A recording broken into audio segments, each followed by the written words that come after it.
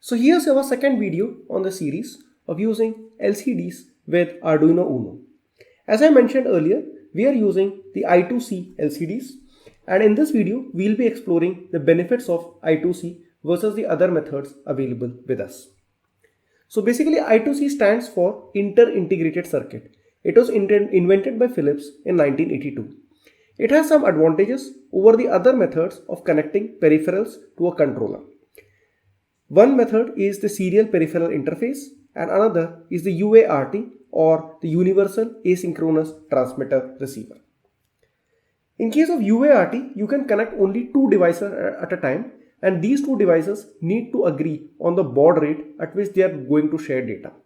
Remember that when you hook up the Arduino Uno to the PC, you have to give a serial.begin statement and specify the baud rate. So this means of data transmission is quite restrictive, and it's not very useful when you need to build up a complex project with multiple peripherals being controlled by single or multiple controllers. The other option at our disposal is to use a serial peripheral interface. The serial peripheral interface can deal with multiple devices, but you're restricted to just one controller, and each peripheral basically needs a separate clock select line. So this basically means that if you have too many peripherals, then you have a number of wires snaking around, and that's not very convenient. So what happens in I2C is that you can have multiple masters and multiple slaves connected together. And why is this? And this is possible with only two wires. One called the SDA, which stands for serial data transfer, and this connects to the pin A4 of the Arduino. Then we have the SCL or the serial clock, which connects to A5 of the Arduino Uno. So what enables us to do this magic? This magic is basically possible because in the I2C, each device has got an address, and it is uniquely identified by this address. So when data transmission happens, we'll see the data transmission happens with the address. So there's an address followed by the data, which makes sure that it goes to the exact device which we intend to reach. The address of each device is 7 bits long. The 8th bit is basically a read-write flag, so which basically means that the address can range from 0 to 127.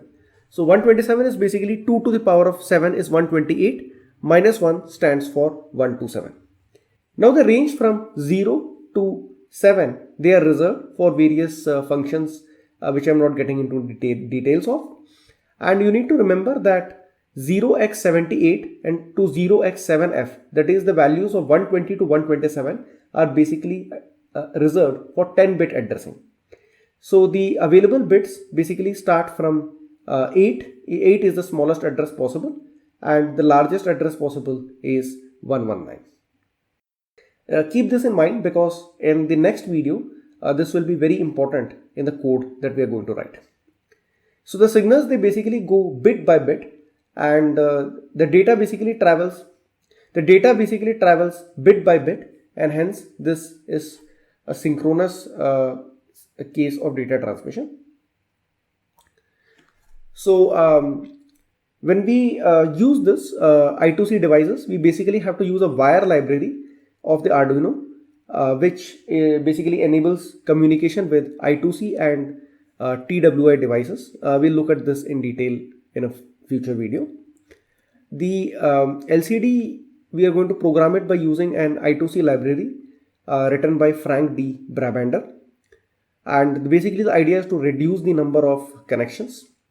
And keep in mind that when you use I2C connections, the complete data transfer happens only when there is a start condition followed by an address packet, followed by the data packet, and then followed by the stop condition. So the crux that we have to take from this line that I've written is that the address packet and the data packet, they go together. So this is what that enables multiple devices to be connected on the same two wires. So here's our LCD display backside, the LCD with I2C. As you can see, there are just two connections, SDA and SCL. Of course, there are the power connections.